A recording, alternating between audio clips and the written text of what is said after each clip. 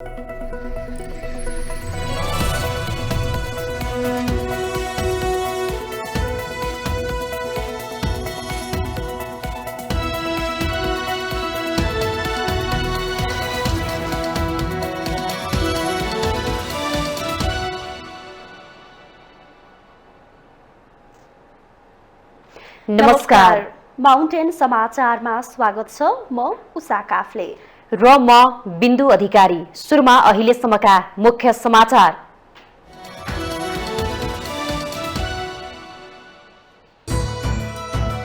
छिमेकीहरू सरकार फेरफार गर्नुपर्छ भनेर लागेको एमाले अध्यक्ष ओलीको टिप्पणी। अब 5 वर्ष कंग्रेसको धन्दा विरोध गर्ने र सरकार ढाल्न खोज्ने।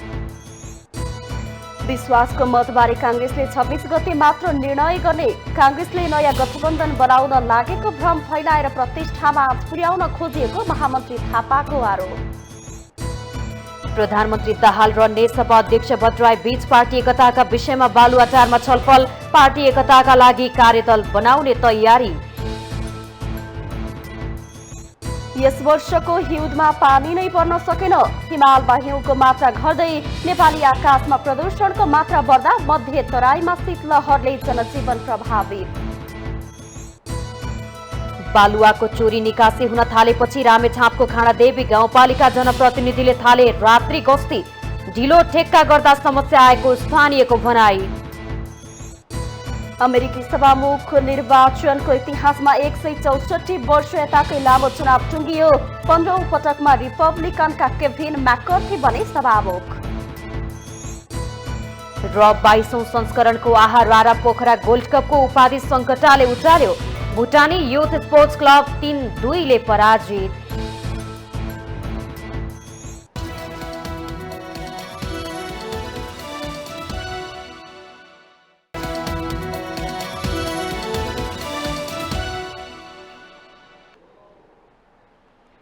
अब समाचार विस्तारमा।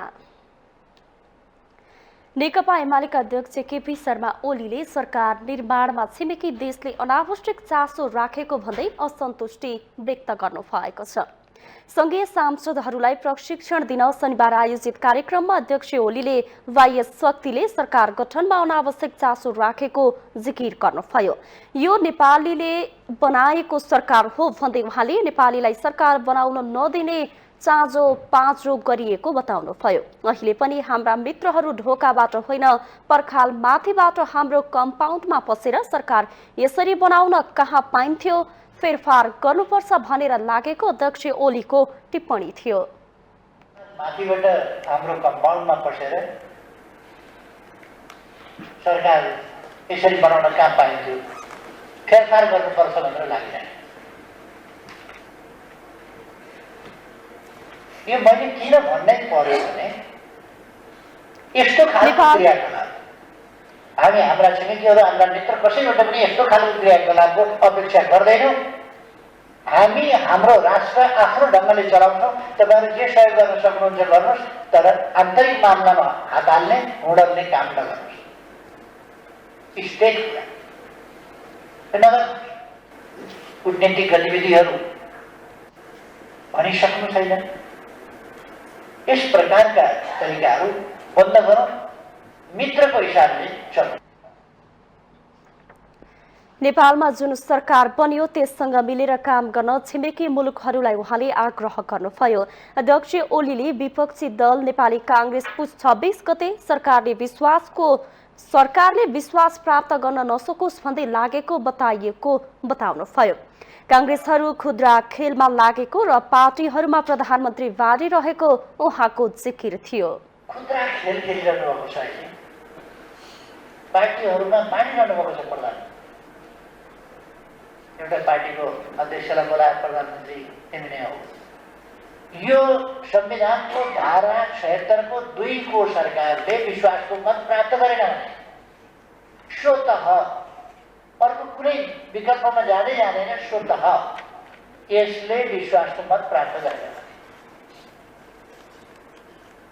संविधानको धारा 76 को 3 को भनेको सबभन्दा ठुलो पार्टी, प्रतिनिधि सभामा सबभन्दा ठुलो पार्टीको दलको नेताले प्रधानमन्त्रीको नियुक्ति पाउँछ। अध्यक्ष ओलीले पुस 26 गते सरकारलाई विश्वासको मत दिन तोकिएको समयमै संसदमा उपस्थित हुन पार्टीका सांसदहरूलाई निर्देशन दिनुभयो।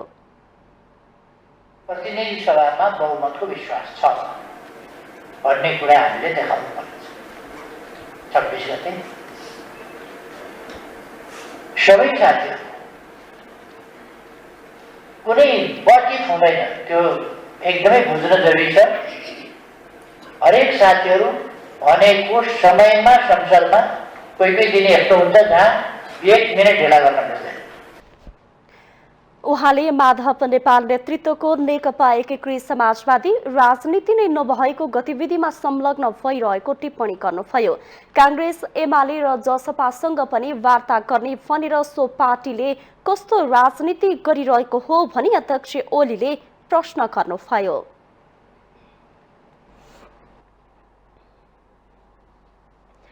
सरकारलाई विश्वासको मत दिने कि नदिने भन्ने विषयमा नेपाली कांग्रेस अझै अनिर्णित देखिएको छ।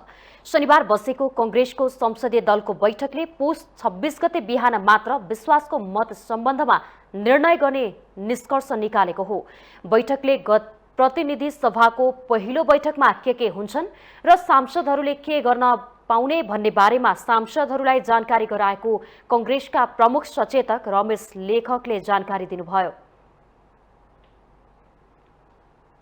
माननीय प्रधानमन्त्रीजीले प्रतिनिधि सभामा विश्वासको मतका निमित्त प्रस्ताव पेश गर्नुहुन्छ र 26 गतेको प्रक्रियाहरू के हुन्छ, कसरी अगाडि बढ्छ भन्ने कुराका बारेमा पनि साथीहरूका बीचमा विषयवस्तु राखिएको छ। त्यसका सँगसँगै सामान्यतया संघीय संसदमा नेपाली कांग्रेसले निर्वाह गर्नुपर्ने भूमिका र त्यसका निमित्त हामीले गर्नुपर्ने तयारीका बारेमा यो बैठक डाकिएको थियो। यो बैठकमा हामीले केही निर्णयहरू गरेका छौं।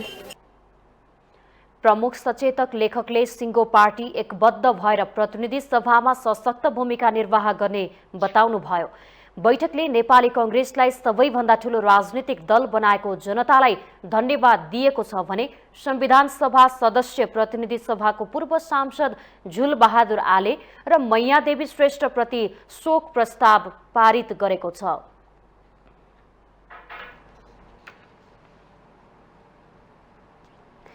नेपाली कांग्रेसका महामन्त्री गगन कुमार थापाले कांग्रेसले प्रधानमन्त्री पुष्पकमल दाहाललाई विश्वासको मत नदिने बताउनु भएको छ।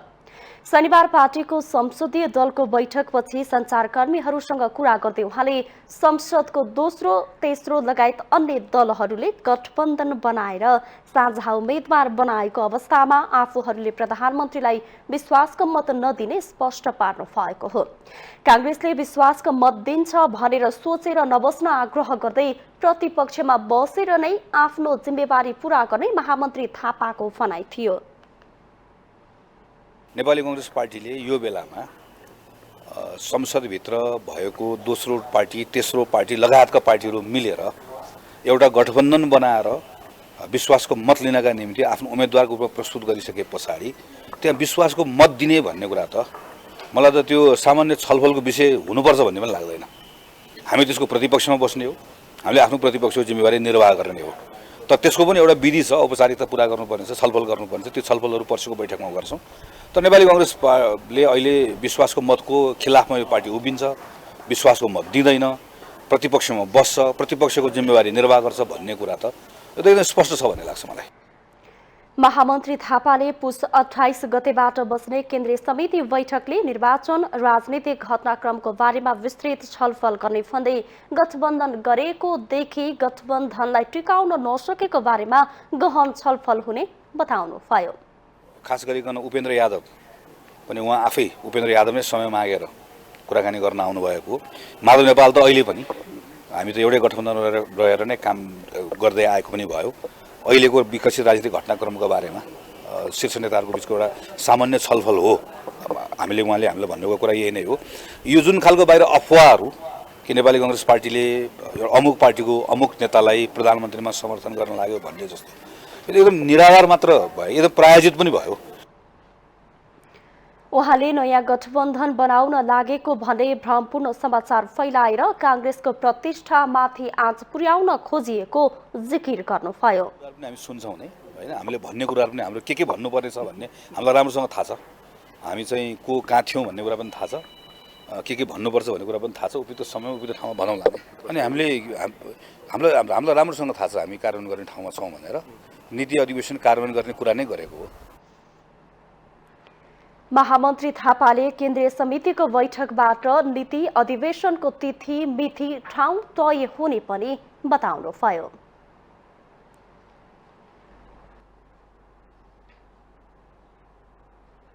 एक 169 जना सांसदको समर्थनमा प्रधानमन्त्रीमा नियुक्त हुनुभएका पुष्पकमल दाहाल प्रचण्डले यही 26 गते विश्वासको मत लिँदै हुनुहुन्छ।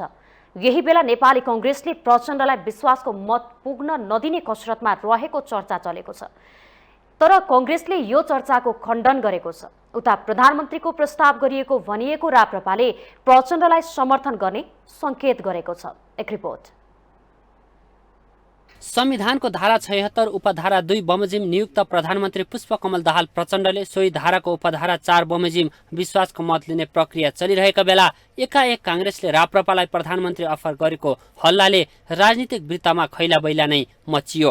हुन पनि मुखमा आएको सत्ता गुमाएको कांग्रेस प्रधानमन्त्री प्रचण्डलाई कसरी हुन्छ विश्वासको मत पुग्न नदिने कसरतमा भित्री रूपमा लागेको पनि हो।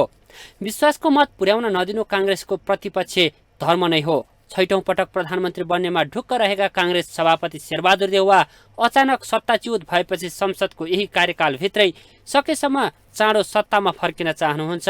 संघदेखि प्रदेशसम्म सरकारबाट बाहिरिने अवस्थामा पुगेपछि पार्टीभित्रैबाट दबावमा पर्नुभएका देउवाले आफ्नो सक्रियता बढाउनु पनि स्वाभाविक हो। यसै सन्दर्भमा देउवाले प्रचण्ड नेतृत्वको सरकारमा समर्थन गरेको राप्रपा अध्यक्ष राजेन्द्र लिङ्गदेनलाई प्रधानमन्त्रीको अफर गरेको कुराले राजनीतिक वृत्तमा तरङ्ग ल्याएको छ।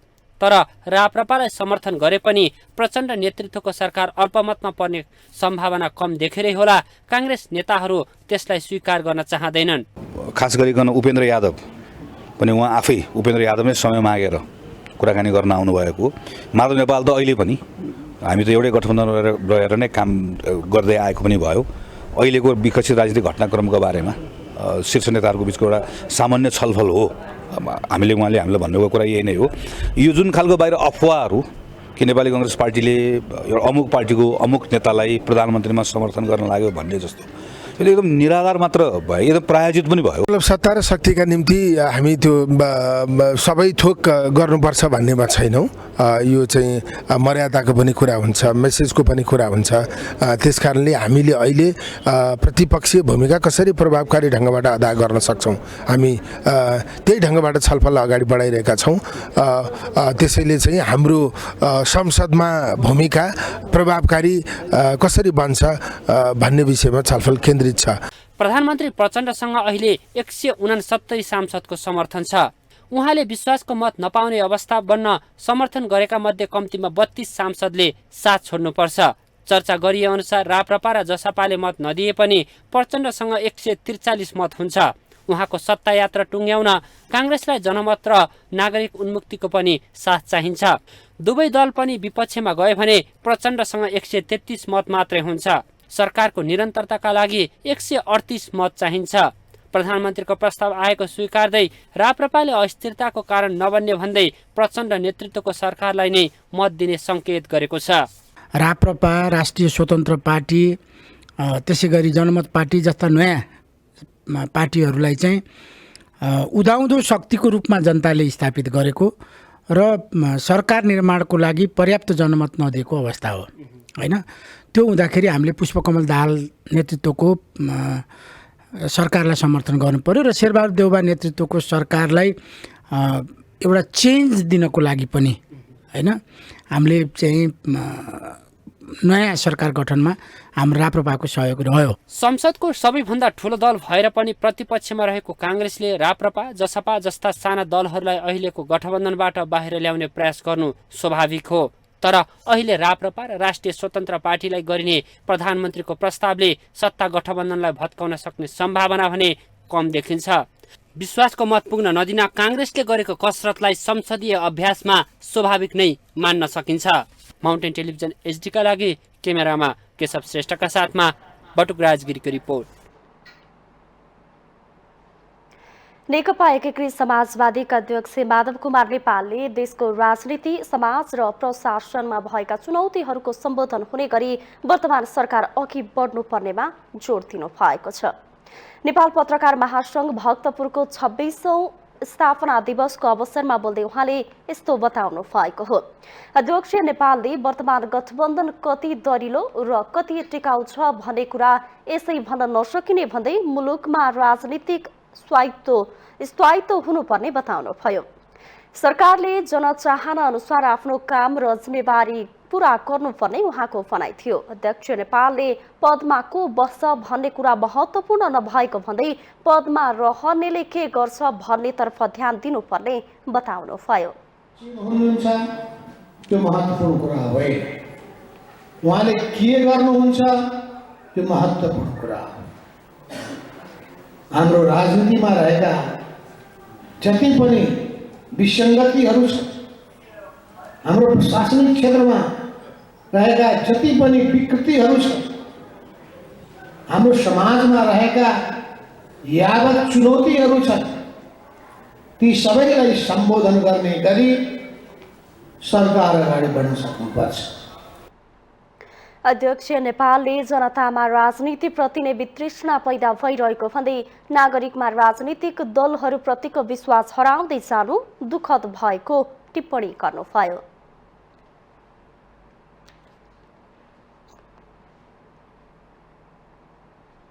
माउन्टेन समाचारमा पालो भएको छ ब्रेकको।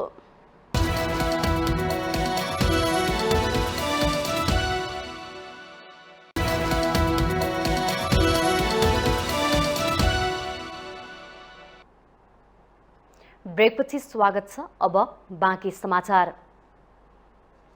राष्ट्रपति विद्यादेवी भण्डारीले मदन पुरस्कार पुस्तकालयको अवलोकन गर्नुभएको छ। राष्ट्रपति भण्डारीले साझा यातायातको विद्युतीय साझा बसमा सवार भएर ललितपुरको पाटन ढोका पुगी पुस्तकालय र ललितपुरमा रहेको ऐतिहासिक पिम्बबहाल पोखरीको पनि अवलोकन गर्नुभएको हो।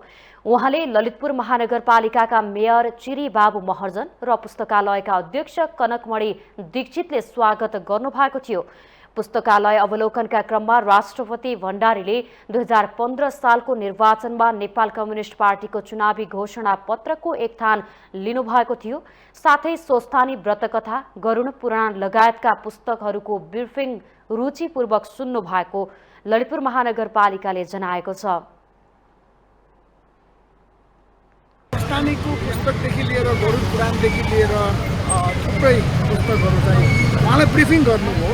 ब्रिफिङ गरेपछि उहाँले त्यसको चाहिँ बरु ध्यानपूर्वक अवलोकन गर्नुभयो। पुस्तकका पानाहरू फर्काएर जुन कि अब हामीलाई गर्नको अलिकति गाह्रो थियो। मदन पुरस्कार पुस्तकालय नेपालको निजी क्षेत्रको सबैभन्दा ठूलो र 85,000 भन्दा बढी पुस्तकहरूको अभिलेख व्यवस्थापन गरिएको निजी क्षेत्रद्वारा सञ्चालित पुस्तकालय हो। यसैबीच राष्ट्रपति भण्डारीले ललितपुरमै रहेको पिम्बबहाल पोखरीको पनि अवलोकन गर्नुभयो। उहाँले मल्लकालीन राजा सिद्धिनरसिंह मल्लले रचना गर्नुभएको धुन बजाएर सुनाइएको थियो।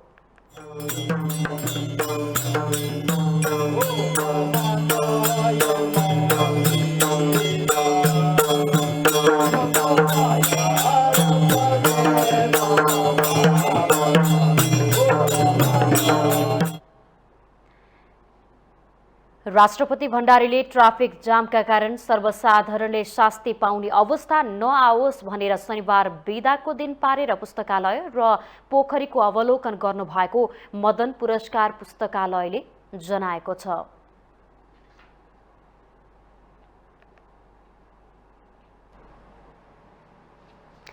नेकपा माओवादी केन्द्रले वामपन्थी एकताको लागि 5 सदस्यीय कार्यदल बनाएको छ। एउटै चुनाव चिन्हमा चुनाव लडेका नेपाल समाजवादी पार्टी नेकपा र माओवादी बीच पार्टी एकताको पहल भइरहेको छ। साथसाथै नेकपा एकीकृत समाजवादी र जनता समाजवादी पार्टीले पनि विचार मिल्नेहरूसँग पार्टी एकता गर्न भन्दै कार्यदल बनाएको छ। यही बेला माओवादीले पनि उपाध्यक्ष कृष्ण बहादुर महराको नेतृत्वमा कार्यदल बनाएको हो। कार्यदलमा महासचिव देव गुरुङ, उपमहासचिवहरू गिरिराजमणि पोखरेल, जनार्दन शर्मा र शक्ति बस्नेत सदस्य छन्। कार्यदलले बृहत वाम एकताको पहल गर्ने कार्यदल संयोजक महराले बताउनुभयो। यसअघि शनिबार बिहान प्रधानमन्त्री पुष्पकमल दाहाल र नेकपा अध्यक्ष बाबुराम भट्टराई बीच भेटवार्ता भएको थियो। नयाँ संविधान जारीपछि माओवादी केन्द्र छोडेर डाक्टर भट्टराईले 2073 जेठ 30 गते दशरथ रंगशालामा सभा गरेर नयाँ शक्ति पार्टीको घोषणा गर्नु भएको थियो।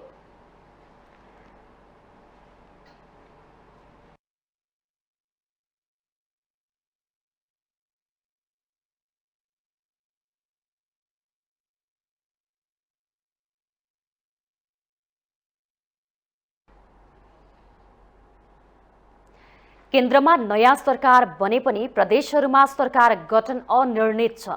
सत्ता गठबन्धनका नेकपा एमाले, नेकपा माओवादी केन्द्र सहितका दलहरूको यसतर्फ ध्यान केन्द्रित छ। नेपाली कांग्रेस लगायत सत्ता बाहिर रहेका दलहरू पनि प्रदेशमा सरकार निर्माणको गृह कार्य भइरहँदा मौका हेरिरहेका छन्। एक रिपोर्ट।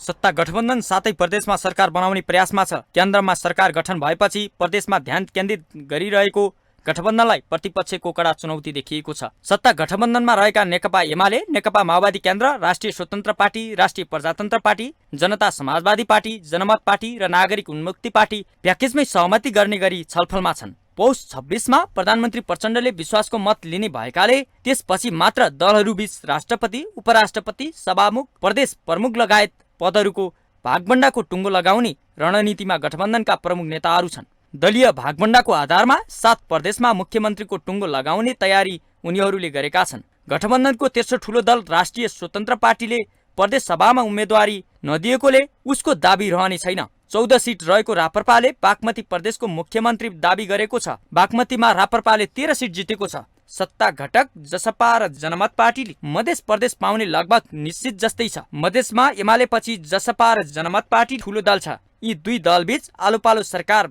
सञ्चालन गर्ने गरी सहमतिको पहल भइरहेको छ। 7 प्रदेशमध्ये एमालेले 4, माओवादीले 2 र जसपा र जनमत पार्टीले मध्य प्रदेशमा सरकारको नेतृत्व पाउने गरी प्रारम्भिक छलफल भइरहेको बुझिएको छ। एमालेले प्रदेश 1, बागमती, गण्डकी र कर्णालीमा सरकारको नेतृत्व दाबी गरिरहेको छ। सरकारको नेतृत्व लिने गरी एमालेले ती प्रदेशहरूमा संसदीय दलको नेता चयन गरिसकेको छ। प्रदेशमा त्यो कुन भन्ने कुरा अझै फाइनल भएको छैन हैन।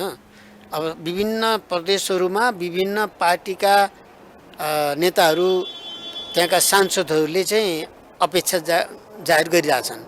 उनी तयार भइरहेछन्। तर तल तयार भएर मात्रै भएन, माथि चाहिँ सहमति गर्दाखेरि चाहिँ कुन प्रदेश कसले लिने त्यो आधारमा हामीले तय गर्नुपर्छ। लुम्बिनी र सुदूरपश्चिम प्रदेश माओवादी केन्द्रलाई छाड्ने एमालेको तयारी छ। तर माओवादीले बागमती, कर्णाली र सुदूरपश्चिम नछाड्ने अडान बनाएको छ। यही हुन्छ हुँदैन बारेमा अझै पनि अमृत टुङ्गो लागेको छैन। तर एउटा कुरोमा के छ भने मैले भने नि, यो जसरी मोटामोटी केन्द्रमा टुङ्गो लगायो राष्ट्रपति र सभामुखको बारेमा, त्यसै गरी प्रदेशहरूको पनि मुख्यमन्त्री र के भन्छ सभामुख र अझै प्रदेश प्रमुखहरूको कुरो पनि अहिले चलिरहेको छ। त्यसैले सबै कुरो चाहिँ एउटा प्याकेजमा चाहिँ यो उच्च नेतृत्व। प्रदेश सभामा सत्ता गठबन्धनभित्र मुख्यमन्त्रीका दावेदारहरू धेरै छन्। केन्द्रमा मन्त्रीकै टुङ्गो नलागिसक्दा प्रदेशमा सरकारको नेतृत्व र मन्त्रीको टुङ्गो लगाउन सजिलो भने छैन। सत्ताको भागभण्डाले गठबन्धनभित्र नयाँ समस्या आउने संकेतहरू देखिएको छ। माउन्टेन टेलिभिजन एसडीका लागि लक्ष्मीप्रसाद नेउपानेको रिपोर्ट।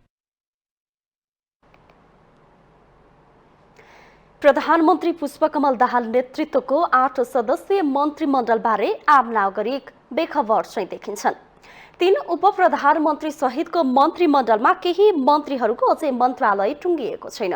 वर्षौंदेखिका समस्या ज्यूका त्यौं रहँदा सरकारमा आएका केही नयाँ अनुहारले चमत्कार देखाउलन् भन्नेमा आम नागरिक भने शंका गर्दछन्।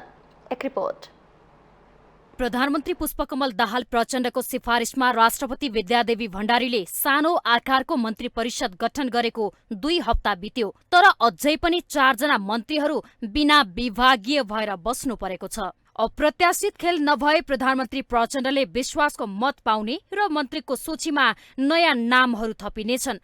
नयाँ मन्त्री नियुक्त हुँदा उसले के योजना लिएर आएको छ भन्ने आम नागरिकको चासो हुन्थ्यो, तर अहिले अवस्था यस्तो बन्यो कि जुनसुकै मन्त्री आए गए पनि नागरिकले सरोकार राख्न छाडिसकेका छन्। अहिले बढ्दो ब्याजदरले व्यवसाय गर्न नसकिने अवस्थामा व्यवसायीहरू पुगेका छन्। चिसोले नागरिकले ज्यान गुमाइरहेका छन्।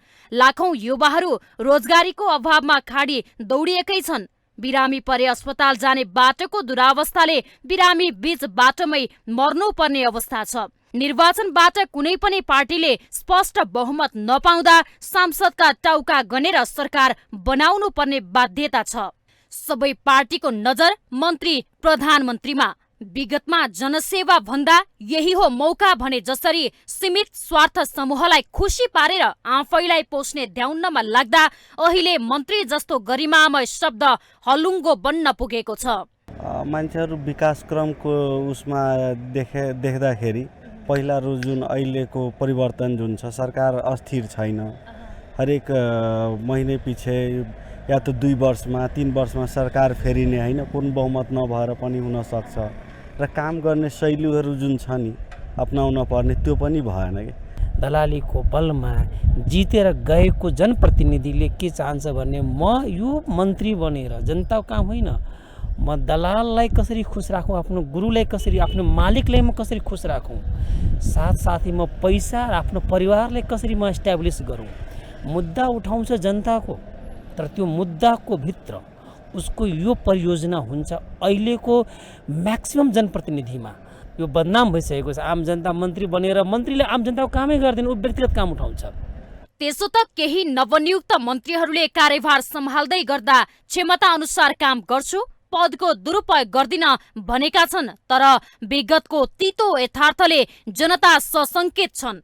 मन्त्री पदको गरिमा बचाउन मौकामा चौका हान्नुभन्दा जनताका समस्या हल गरे मन्त्रीहरूले स्याबासी पाउने विश्लेषण गर्नुहुन्छ राजनीतिक विश्लेषक सुदर्शन आचार्य। नेपाली जनतालाई यति धेरै आश्वासन दियो, यति धेरै विकास निर्माणका सन्दर्भदेखि अन्य सन्दर्भहरूमा यति धेरै विषयवस्तुहरूको उठान गरियो कि जुन पुरा हुन सकेन। सस्तो लोकप्रियताका निम्ति म चाहिँ एकदमै खतरै मान्छे हुँ, म चाहिँ एकदमै धेरै भिजन भए मान्छे हो भनेर देखाउनका निम्ति अनगिन्ती कुराहरू अन्धाधुन्ध रूपमा भनिदिने, जनताका बिचमा बोलेका कुराहरू पुरा भएनन्। पुरा नभएपछि जनविश्वास पनि गुम्दै गयो।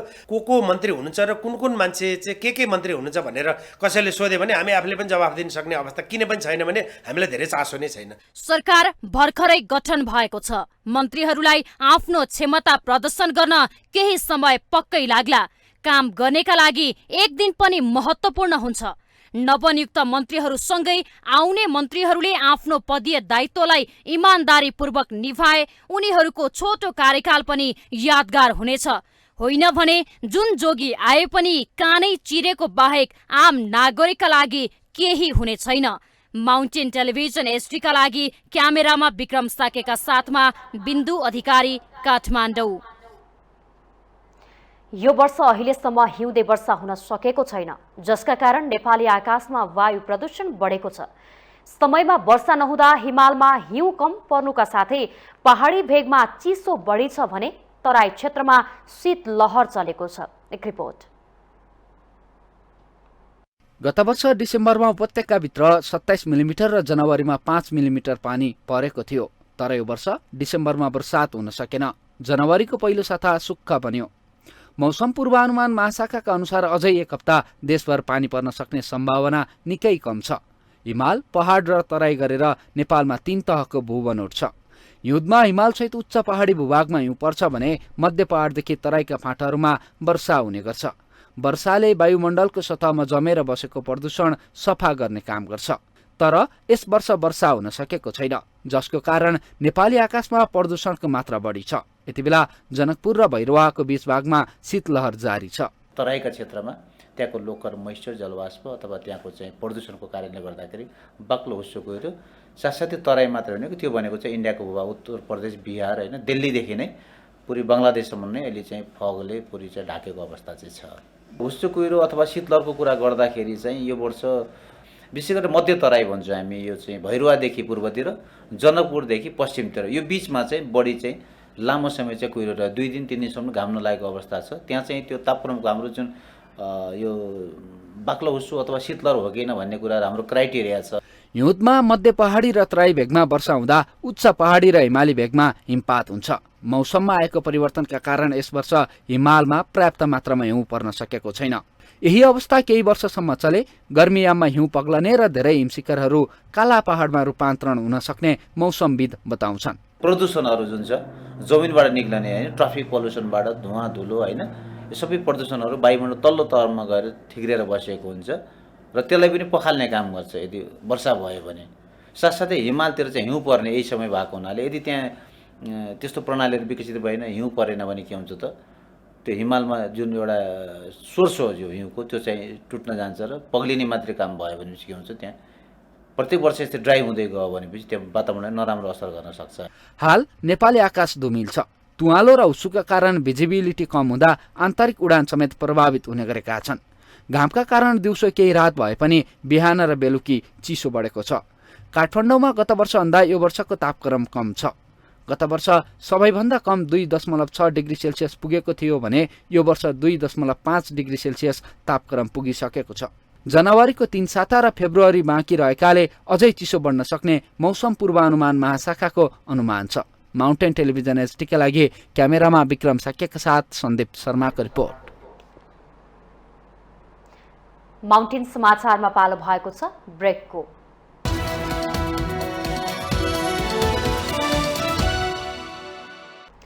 ब्रेकपछि स्वागत छ। अब बाँकी समाचार।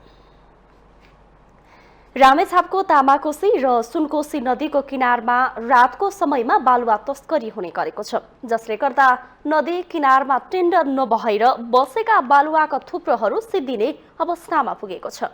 तस्करी बढ्दा वर्षायाममा नदीले बाटो परिवर्तन गर्ने गरी ठूलठूला खाल्डा समेत परेका छन्। पछिल्लो समय बालुवा तस्करीको चपेटामा खाडादेवी गाउँपालिका बढी परेको छ। एक रिपोर्ट। रामेछापको खाडादेवी गाउँपालिका भित्रका नदी किनारबाट सधैँ जसो रातको समयमा नदीजन्य वस्तुहरूको चोरी हुने गरेको छ। नदी किनारमा भएको बालुवाको ठेक्का नभएको मौका छोपेर चोरी हुने गरेको स्थानीयको आरोप छ। गाउँपालिकाको ढिलासुस्तीले अहिलेको समस्या निम्तिएको स्थानीय बताउँछन्। पहिला अब टेन्डर हुन्थ्यो, टेन्डर मार्फत अब आफ्नो टेन्डरवालाले चाहिँ तपाईँको त्यहाँ मान्छे राखेर ऊ गरेर अब आफ्नो अब बिल भरपाईहरू कटाएर आफ्नो राजस्व लिएर अनि अब दिने कुराहरू थियो। अब अहिले चाहिँ टेन्डर लागेको छैन रे, नलागेको हुनाले अब आवश्यक पर्नेहरूले या अब त्यस्तै गरिरहने मान्छेहरूले चाहिँ अब चोरी चकारी गरेर गरिरहेको होला। अब नभए त अब अलिक खनेको पनि छ। अब छैन भनेदेखि त अब कि त अब पालिकासँग समन्वय भएर अब पालिकाले अब कोही कर्मचारी राखेर गरेको छ या यतिकै गरेको छ, त्यो विषयमा चाहिँ अब मलाई पनि खासै जानकारी चाहिँ भएन। जिल्लाकै धेरै बालुवा रहेको खाडादेवी गाउँपालिकामा तामाकोसी र सुनकोशी नदी किनारबाट दैनिक रातको समयमा नदीजन्य वस्तु चोरी हुन थालेपछि गाउँपालिकाका जनप्रतिनिधिहरू नै गस्तीमा निस्कन थालेका छन्। गाउँपालिका अध्यक्ष, उपाध्यक्ष र प्रहरी सहितको टोलीले बालुवा चोरी गर्ने व्यक्तिहरूलाई नियन्त्रणमा लिएर कारबाही थालेका छन्। केही प्राविधिक कारणले नदीजन्य वस्तुको ठेक्का लाग्न ढिलाइ हुँदा चोरी नियन्त्रणका लागि गस्तीमा निस्कनु परेको जनप्रतिनिधिहरूको भनाइ छ। खास गरी निर्माण व्यवसायीसँग यसो मिलेर अनि युवा साथीहरू, आफ्नै गाउँघरकै साथीहरू यसो चाहिँ थोरै लोभ गरेर यसो साँझको टाइममा रातको समयमा 2-4 टेप यसो लुकाएर लाने, पुरानै हो भनेर चाहिँ यसो सप्लाई गर्ने आदि इत्यादि गरेर गरिरहेको कारणले गर्दाखेरि अहिले हामी एउटा सानो समस्यामा छौँ। त्यस कारणले गर्दा यो चोरी पैठारीलाई रोक्नको लागि टेन्डर नलागिसकेको अवस्थामा इआई त हामीले अहिले अगाडि गऱ्यौँ 1 महिना अगाडि। त्यसले गर्दा अहिले चोरी हुँदा त इआई गरेको बमोजिमको माल त नहुन सक्छ। त्यस कारणले गर्दा अहिले हामीले राजस्व अनुगमन गरिरहेका छौँ गाउँपालिका जनप्रतिनिधिहरू विकास मात्रै गरेर जनताको हितमा मात्रै काम गरे पुग्थ्यो। यो रात गएर चोरी पैठरी रोक्नलाई गाउँपालिकाको अध्यक्ष, उपाध्यक्ष, प्रशासकीय प्रमुख रात दौडिनुपर्ने जरुरी त थिएन। बालुवा चोरी गर्ने गिरोह नियन्त्रण गर्न र राज्यको सम्पत्ति जोगाउन सबै सरोकारवालाहरू एकजुट भएर लाग्नुपर्ने सरोकारवालाहरूको भनाइ छ। विशेष गरी खानादेवी गाउँपालिकाले यो कुरालाई अलिकति उत्खनन गरेको छ। गाउँपालिका अध्यक्ष स्वयं यो नदीजन्य सामग्रीहरूको उत्खनन भयो, अवैध निकासी, चोरी निकासी भयो भनेर लाग्नु भएको छ। यो चाहिँ हामीले पनि हेऱ्यौँ। हामी गाउँपालिकाको चाहिँ सबै सुनकोशी नदीका र तामाकोशी नदी किनारमा पनि पुग्यौँ। चाहिँ त्यहाँ चोरी भएको कुराहरू पनि हामीले सुन्यौँ र थाहा पायौँ। यदि त्यो चोरी निकासीलाई नियन्त्रण गर्नको निमित्त गाउँपालिकाबाट मात्रै सम्भव छैन, त्यसको निमित्त स्थानीय प्रशासन, पुलिस प्रशासनले त्यसलाई सहयोग गर्नुपर्छ र नागरिकहरूले पनि त्यसमा सहयोग गर्नुपर्छ। र स्थानीय स्तरमा हुने नदीजन्य वस्तु चोरी निकासी नियन्त्रणको मुख्य जिम्मेवारी स्थानीय तहलाई हुने भए पनि राज्यको सम्पत्ति जोगाउन गाउँपालिकाको अभियानलाई साथ दिने प्रमुख जिल्ला अधिकारी शोभाकर रेग्मीले बताउनु भएको छ।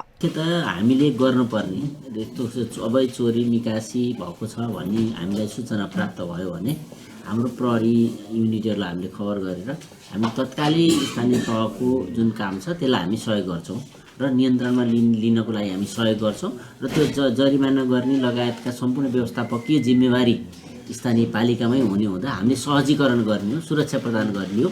हामी सुरक्षा प्रदान गर्ने र अवैध चोरी निकासी नियन्त्रण गर्ने कुरामा हामी प्रतिबद्ध छौँ।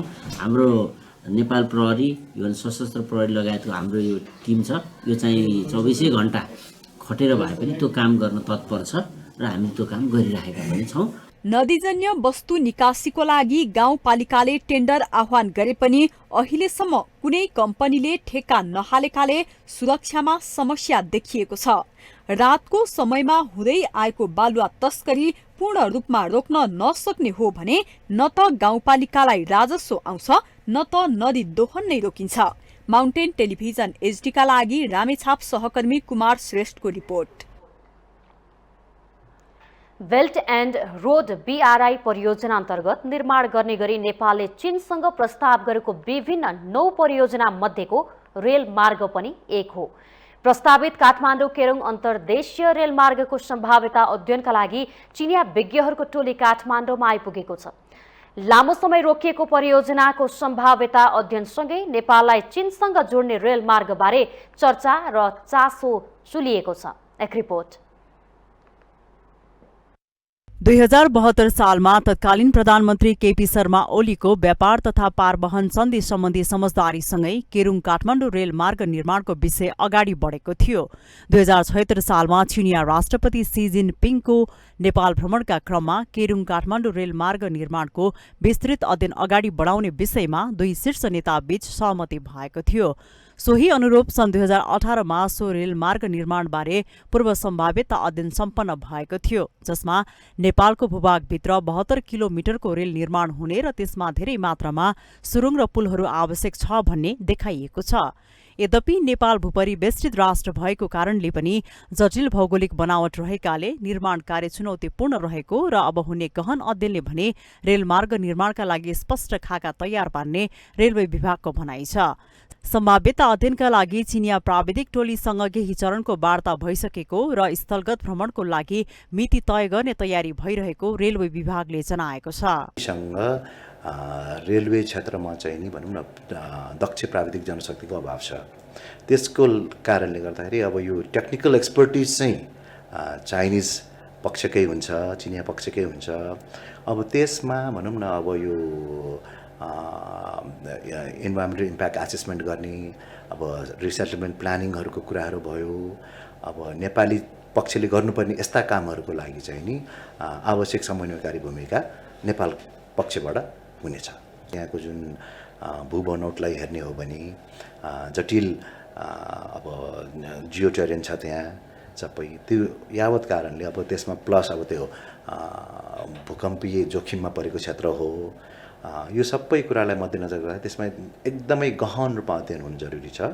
प्राविधिक र प्रविधिको अभाव कायमै रहेकाले नेपालले आफ्नो हित हुने गरी सम्भाव्यताको अध्ययनमा भूमिका खेल्नुपर्ने पूर्वाधारविदहरू बताउँछन्।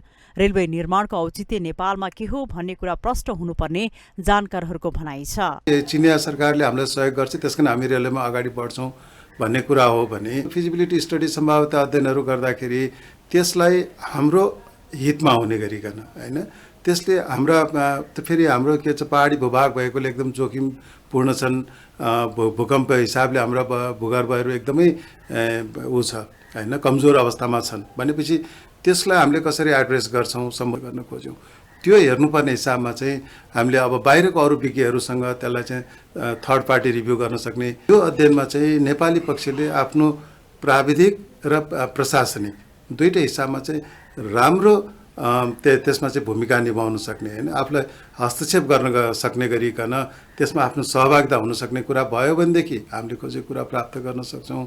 सम्भाव्यता अध्ययनकै चरणमा रहेकाले रेल मार्गको कुल लम्बाइ र लागतको आधिकारिक आँकडा अहिले नै यकिन गर्न नसकिने विभाग बताउँछ। तथापि रेलमार्ग निर्माण भएको खण्डमा दुई देशका जनताबीचको सम्बन्ध सुमधुर हुनका साथै आर्थिक क्षेत्रमा विस्तार हुने विश्वास लिएको छ। नेपालमा पूर्वाधार विकासका महत्वाकांक्षी परियोजनाको चर्चा हुने तर काम कि त हुँदै नहुने भए पनि निकै ढिला हुने परिपाटी पनि कायमै छ। सम्भाव्यता अध्ययन सुरु नहुँदै रेल नै आइसकेको जस्तो गर्नेहरू नभएका होइनन्। कतिपय परियोजनाहरू अझैसम्म नक्सामै सीमित छन्। रेलको विषय पनि आकाशको फलमै त सीमित हुने होइन। कतिपय परियोजनाहरू अझैसम्म नक्सामै सीमित छन्। रेलको विषय पनि आकाशको फलमै त सीमित हुने होइन। माउन्टेन टेलिभिजन एसडीका लागि क्यामेरामा विक्रम साकेको साथमा विद्या तामाङको रिपोर्ट। राष्ट्रिय सभाका अध्यक्ष गणेश प्रसाद तिमिल सिन्हाले नागरिकता राहदानी वितरण जस्ता काममा नागरिकले शास्ति पाउनुले सुशासनमाथि प्रश्न उठेको बताउनु भएको छ। ढुवानी व्यवसायी महासंघ नेपालले शनिबार ललितपुरमा आयोजना गरेको कार्यक्रममा बोल्दै उहाँले सुशासन र सुव्यवस्था सबै ठाउँमा चाहिने भएकाले त्यसमा ध्यान दिएर काम गर्नुपर्ने धारणा राख्नुभयो।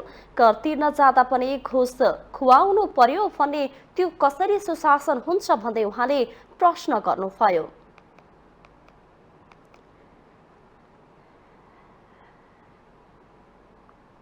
सुशासन सुव्यवस्था भनेको हर क्षेत्रमा चाहिने हो नि त। यसकारण त्यो चिजहरू सरकारी सेवामा नागरिकता बनाउँदा अहिले पासपोर्टको के को झमेला, पासपोर्ट बन्न दिने कुरामा पनि समस्या होला, केही कुरा छन् भने अब हटाउनु, चाहे त्यो नागरिकता दिने सिफारिस दिने कुरा होस्, उद्योग धन्दा गर्नुको पैसा नखाइ हुन्न भन्नु पर्यो, त्यो सुन्नु पर्यो भने के सुशासन हुन्छ? उद्योग धन्दा गर्छु भन्दा हुँदा त कर तिर्न जाँदा पनि घुस खुवाउनु पर्यो भने कसरी हुन्छ त्यो? अध्यक्ष तिमिल सिन्हाले व्यवसायीहरूको हित प्रवर्धन गर्नका लागि आफूले कानुन निर्माणमा सक्दो सहयोग गर्ने बताउनुभयो। आफ्नो व्यवसायमा आबद्ध मजदुरहरूको सेवा सुविधामा विशेष ध्यान दिन पनि व्यवसायीहरूलाई उहाँले आग्रह गर्नुभयो।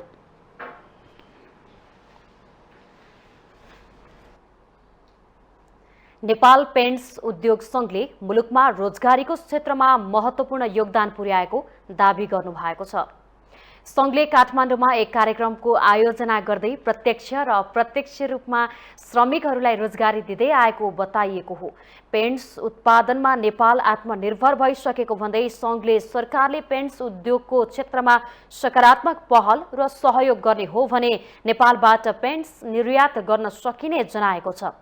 संघकै पहलमा पेन्ट उद्योगका लागि आवश्यक कच्चा पदार्थमा 15% भन्सार महसुलबाट 5% भन्सार महसुल बनाई 2078 को बजेटमा संशोधन गरेको पनि संघको दावी छ। तर प्राविधिक त्रुटिको कारण भन्सार महसुल 15% नै तिर्न बाध्य बनाएको संघको गुनासो छ। भन्सार विभागदेखि अर्थ मन्त्रालयसम्म पहल गर्दा पनि गल्ती स्वीकार गरिएको तर कार्यान्वयन नगरेको प्रति संघले आक्रोश व्यक्त गरेको छ।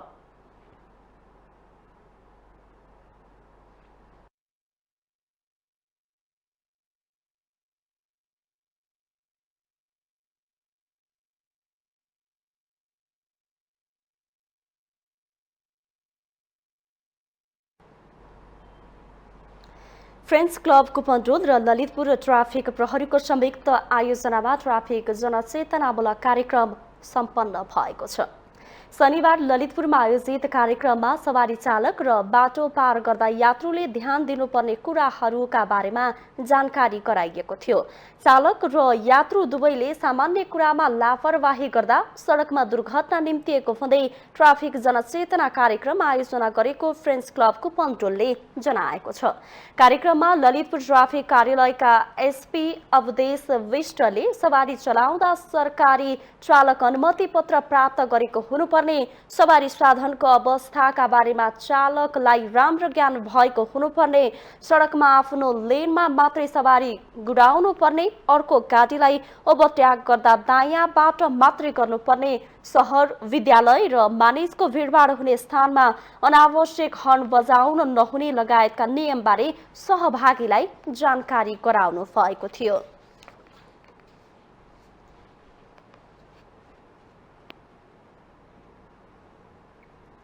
हामीसँग आर्थिक, अन्तर्राष्ट्रिय र खेल समाचार बाँकी नै छन्। माउन्टेन समाचारमा पालो भएको छ ब्रेकको।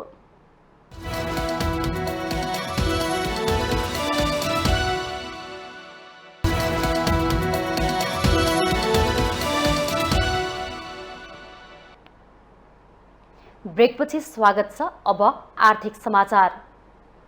आर्थिक समाचारको साथमा जगदम्बा सुपर साइन तथा ग्याल्बा प्लस जीवनभरको भरोसा। प्रस्तुत छ रिद्धि सिद्धि सिमेन्ट, गुणस्तरको नयाँ स्तर।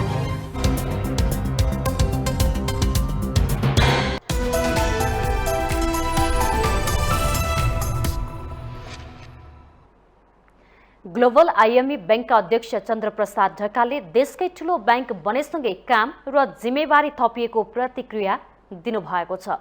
ग्लोबल आइएमई बैंक र बैंक अफ काठमाडौँ मर्जर भएपछि संयुक्त कारोबार हुने खुसियालीमा शनिबार दुवै बैंकका कर्मचारीहरूले गरेको वाककथनपछि सञ्चारकर्मीहरूसँग कुरा गर्दै ढकालले यस्तो बताउनु भएको हो। सोमबारदेखि ग्लोबल आइएमई बैंक लिमिटेडको नामबाट एकीकृत कारोबार सुरु हुनेछ। उहाँले देशकै ठूलो बैंक भएपछि आफूहरूले बैंकिङ क्षेत्रमा करिब 10% हिस्सा लिने बताउनुभयो।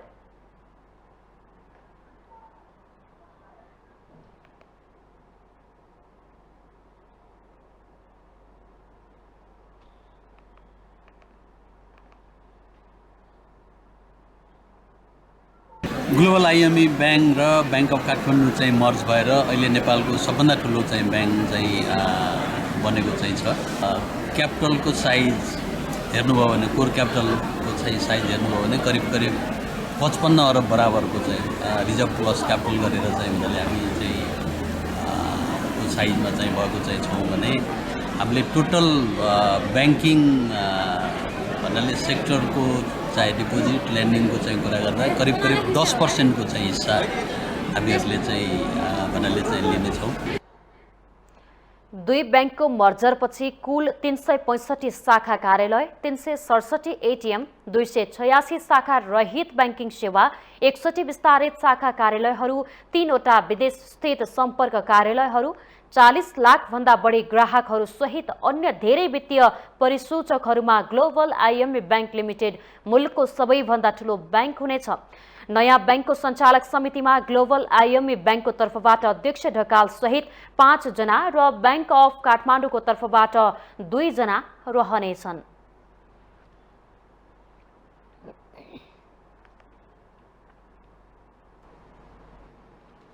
अब पालो अन्तर्राष्ट्रिय समाचारको।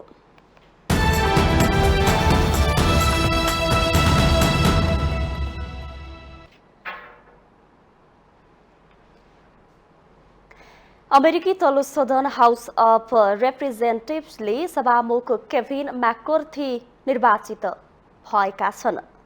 सभामुखमा केभिन म्याककर्थी निर्वाचित भएका छन्।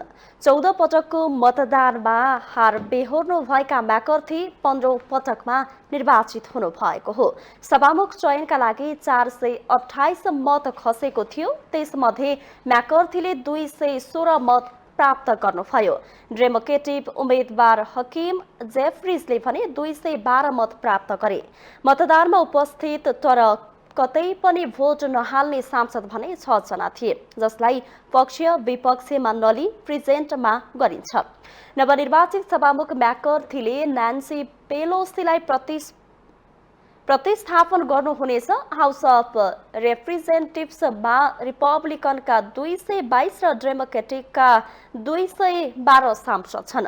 सभामुख चुनिनका लागि 218 भोट चाहिए पनि केही रिपब्लिकन उम्मेद्वार म्याकर्थीको विपक्षमा उभिएकाले 15औं चरणसम्म मतदान गर्नु परेको हो। यसअघि रिपब्लिकन सांसद म्याट गेज लगायतका प्रभावशाली नेता म्याकर्थीको विपक्षमा उभिए पनि अन्तिममा उहाँलाई मत दिन तयार हुनुभयो। अमेरिकी सभामुखको निर्वाचनको इतिहासमा 164 वर्ष यताकै लामो चुनाव हो। सन् 1923मा सभामुख चयन गर्न 9 पटक मतदान गरिएको थियो भने त्यसअघि 1856मा 133 पटक मतदान गरिएको थियो। सभामुख नभएकाले नोभेम्बरमा निर्वाचित भएका सांसदले शपथ समेत लिन पनि पाएका थिएनन्। उनीहरू अहिले पनि रिप्रेजेन्टेटिभ्स इलेक्टका रूपमा रहेका छन्। अमेरिकामा तल्लो सदनका रूपमा रहेको प्रतिनिधि सभा कानुनहरू निर्माण गर्नुका साथै सङ्घीय सरकारलाई बजेट विनियोजन लगायतका महत्त्वपूर्ण काम गर्छ।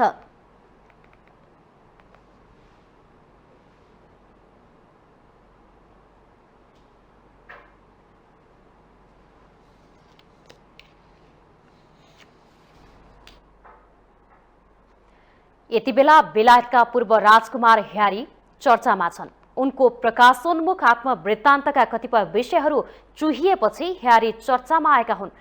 उनको पुस्तकमा आफ्नै दाजु विलियम्ससँगको झडपदेखि अफगानिस्तान पुगेर 25 जना तालिबानी सैनिकलाई मारेको खुलासा गरिएको अन्तर्राष्ट्रिय सञ्चार माध्यमले जनाएका छन्। एक रिपोर्ट।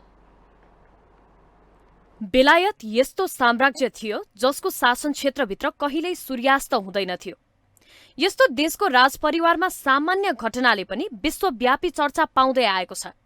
कुनै बेला बेलायतका राजा एडवर्ड आठौंले आफ्नी प्रेमिकाका लागि गद्दी त्यागेका थिए। राजकुमारी डायनाले धेरै पुरुषहरूसँग प्रेम सम्बन्ध गाँसिन्। उनको इजिप्टका एकजना व्यापारी डोडी फायतसँग रोमान्स चलिरहँदा फ्रान्समा कार दुर्घटनामा रहस्यमय मृत्यु भएको थियो। डायनाका पति चार्ल्स अहिले बेलायतका राजा छन्। उनीहरूका छोराहरू हुन् चार्ल्स र ह्यारी। ह्यारीले बेलायतको दरबार छाडिसकेका छन्। उनी मेगानसँग विवाह गरी दरबार बाहिर रमाइरहेका छन्। उनै ह्यारीले बेलायतको दरबार र राजपरिवारका बारे सनसनीपूर्ण खुलासा गर्दै तयार पारेको आत्मवृत्तान्त प्रकाशन हुँदैछ। 6 मार्च 2021मा राजकुमार ह्यारी र पत्नी मेगन मार्कलले अमेरिकाको CBS टिभीमा प्रसारित 2 घण्टा लामो अन्तर्वार्तामा परिवारजनप्रति तिक्तता र असन्तुष्टि प्रकट गरेका थिए। मेगनले त राजपरिवारभित्र छिरेपछि आफू एक्लिएको, स्वतन्त्रता गुमाएको, जसकारण आत्महत्याको अवस्थासम्म पुगेको खुलासा गरेकी थिइन्। राजकुमार ह्यारीले पनि राजकीय भूमिकाबाट अलग भएपछि बुबा चार्ल्सले गरेको व्यवहारले आफूलाई दुखी बनाएको गुनासो गरेका थिए। यो भन्दा पनि सनसनी उनको पछिल्लो प्रकाशोन्मुख पुस्तक स्मेयरले मचाइसकेको छ। राजकुमार ह्यारीको परिवारसँग सम्बन्धित गुनासाहरू र कटुता समावेश रहेको पुस्तक 10 तारिखमा आधिकारिक रूपमा प्रकाशित हुनु अगावै केही भाषाका संस्करण सार्वजनिक भएका छन्। पुस्तकमा ह्यारीले आफू र आफ्ना दाजु राजकुमार विलियमले बुबा चार्ल्सलाई केमिलासँग विवाह नगर्न आग्रह गरेको, दाजु विलियमले आफूमाथि भौतिक आक्रमण गरेर भुइँमा पछारेको खुलाएका छन्। ह्यारीले अफगानिस्तानमा बेलायती सैनिकका रूपमा पुगेर 25 जना तालिबानी सैनिकलाई मारिदिएको समेत खुलासा गरेका छन्। त्यतिबेला उनी गोप्य रूपमा अफगानिस्तान पुगेको खुलासा बेलायती पत्रिकाले गरेपछि तत्काल फर्किएका थिए। ह्यारीले आफ्नी आमा डायनामाथि दरबारमा भएको व्यवहारप्रति असन्तुष्टि जनाएका छन्। ह्यारीले गरेका दावीहरूमा दुःख, गुनासा र आरोपहरू प्रशस्त छन्। पुस्तक हेर्दा राजपरिवारमा मेलमिलाप र सहमतिको सम्भावना नरहेको विश्लेषणहरू पनि हुन थालेका छन्। दरबार हेर्दा जति सुन्दर देखिन्छ र त्यहाँको मान र शानप्रति जति मोह हुन्छ त्यति नै जीवन कठिनाइले भरिएको हुन्छ भन्ने ह्यारीको अनुभवले खुलाइदिएको छ। यसकारण पनि पुस्तक निकै चर्चामा छ। माउन्टेन टेलिभिजन एचडीका लागि प्रतिमा धरेलको रिपोर्ट। अब पालो खेल समाचारको।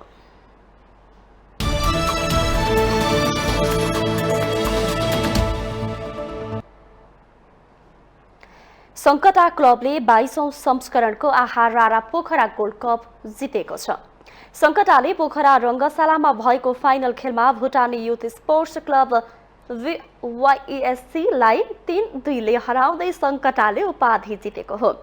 सङ्कटाले पहिलो 2 गोलको अग्रता जोगाउन नसक्दा खेल अतिरिक्त समयमा गएको थियो। सङ्कटाका लागि कप्तान सुनिल वलले निर्णायक गोल गर्दै उपाधि जिताए। खेलको 7औं मिनेटमा सङ्कटाले पहिलो अग्रता लिएको थियो। सूर्यज्यू ठकुरीले खेलेको 7औं मिनेटमै गोल गर्दै पहिलो अग्रता दिलाएका थिए। सङ्कटाका लागि दोस्रो गोल मेसुकुले गरे। 34औं मिनेटमा मेसुकीले गोल गर्दा सङ्कटाले अग्रता बढायो, तर पहिलो हाफमा सम्हालिन नसक्दा सङ्कटाले 2 गोलको अग्रता गुमायो। 37औं मिनेटमा YESC-का रेने स्ट्यानेन्ट्रलले गोल गरे। 2-1ले पछि परेको YESC-ले पहिलो हाफको इन्जुरी समयमा 1 गोल थप्दै खेल बराबरी गर्यो। YESC-का लागि विलिस ग्रिफिथले गोल गरे।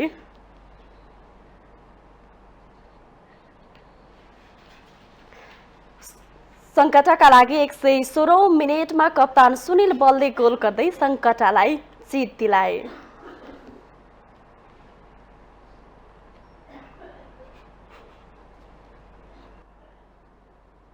Biratnagar super Kings Nepal T20 को लिग क्रिकेटको प्लेअफमा पुगेको छ। शनिबार लिग चरणको अन्तिम खेलमा काठमाडौँ नाइट्सलाई 7 विकेटले पराजित गर्दै विराटनगर प्लेअफमा पुग्ने तेस्रो टोली भएको हो। कृतिपुर स्थित त्रिवी क्रिकेट मैदानमा टस जितेर ब्याटिङ रोजेको काठमाडौँले निर्धारित 20 ओभरमा 6 विकेट गुमाउँदै 155 रन बनायो। विराटनगरले 18.4 ओभरमा 3 विकेट मात्र गुमाउँदै 160 रन बनाएर जित हात पार्यो। विराटनगरको जितमा कप्तान रोहित पौडेलले 42 बलमा 66 रन बनाए। त्यस्तै गोरान्सु शर्माले अभिजित 51 र हुसेन तलातले 21 रन बनाए। काठमाडौँका लागि अविनाश बोहराले 2 विकेट लिए। यो खेलमा पहिले ब्याटिङ गरेको काठमाडौँका सन्तोष कार्की र एलेक्स ब्लेकले 34-34, सन्दीप रजालीले 30 र ज्ञानेन्द्र मल्लले 22 रन बनाए। त्यस्तै बसिर अहमद 8 बलमा 1 चौका र 1 छक्काको मद्दतमा 17 रन अभिजित रहे। विराटनगरका राज नननले 4 ओभरमा 13 रन खर्चेर 4 विकेट लिए। यो जितसँगै विराटनगर प्लेअफ पुग्ने लुम्बिनी र जनकपुरपछि तेस्रो टोली भएको छ। काठमाडौँको सम्भावना भने पोखरा र फार वेस्ट बीचको खेल नतिजासँग जोडिएको छ। पोखरा विजय भएमा काठमाडौँ प्लेअफमा पुग्नेछ।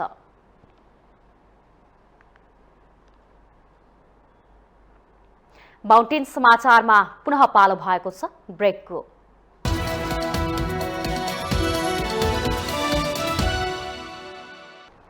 ब्रेकपछि स्वागत छ। यससँगै हामी माउन्टेन समाचारको अन्त्यमा आइपुगेका छौं। जाँदा जाँदै मुख्य समाचार पुनः एकपटक।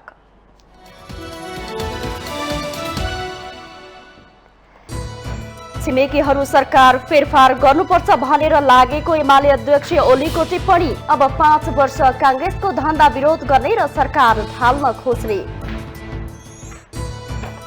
विश्वासको मतबारे कांग्रेसले 26 गते मात्र निर्णय गर्ने। कांग्रेसले नयाँ गठबन्धन बनाउन लागेको भ्रम फैलाएर प्रतिष्ठामा आँच पुर्याउन खोजिएको महामन्त्री थापाको आरोप। प्रधानमन्त्री दाहाल र नेकपा अध्यक्ष भट्टराईबीच पार्टी एकताका विषयमा बालुवाटारमा छलफल। पार्टी एकताका लागि कार्यदल बनाउने तयारी।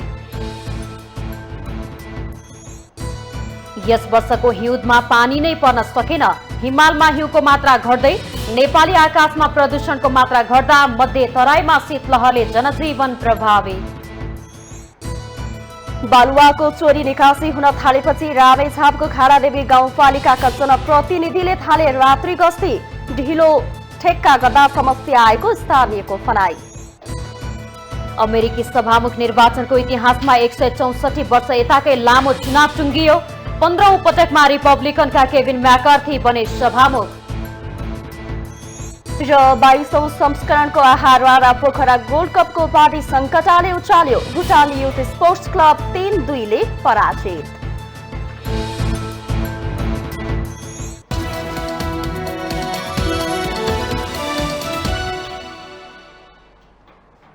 माउन्टेन समाचार अहिलेलाई सकियो।